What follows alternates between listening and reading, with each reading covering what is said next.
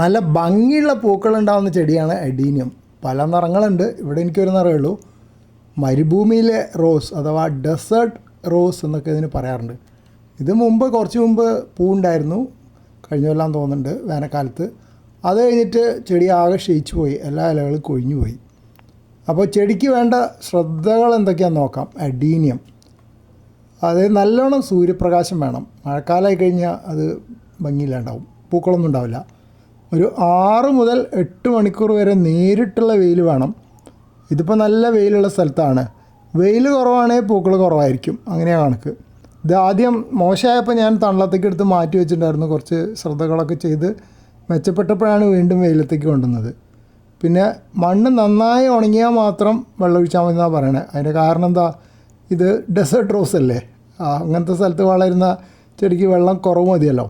അമിതമായി നനച്ചാൽ വേര് ചീഞ്ഞു പോകും, റൂട്ട് റോട്ട് എന്ന് പറയും. വേനൽക്കാലത്ത് ആഴ്ചയിൽ 1 കിലോ 2 തവണ നനയ്ക്കാമെന്നാണ് പറയണത്. ഞാൻ പക്ഷേ ചെടിച്ചട്ടിയിലായതുകൊണ്ട് ദിവസം കുറേശ്ശെ നനച്ച് കൊടുക്കും, അല്ലെങ്കിൽ ചെടിച്ചട്ടിയിൽ പെട്ടെന്ന് ഡ്രൈ ആയി പോകാൻ സാധ്യതയുണ്ട്. പിന്നെ മണ്ണിലാണ് നടുന്നതെന്ന് വെച്ചാൽ വെള്ളം കെട്ടിക്കിടക്കാത്ത രീതിയിലായിരിക്കണം. ചെടിച്ചട്ടിയിലാകുമ്പോൾ നമ്മൾ ചെടിച്ചട്ടിയിൽ അടിയിൽ ദ്വാരം ഇടുമല്ലോ, അപ്പോൾ ജാസ്തി വെള്ളം ഉണ്ടെങ്കിൽ അതിൻ്റെ അടിയിൽ കൂടെ ഒഴുകിപ്പോവും, അപ്പോൾ നീർവാർച്ച ഉണ്ടാവും.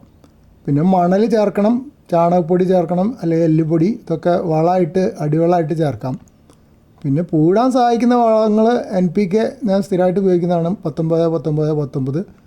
പിന്നെ എല്ലുപൊടി, അതിൽ ഫോസ്ഫറസ് ഉണ്ടല്ലോ.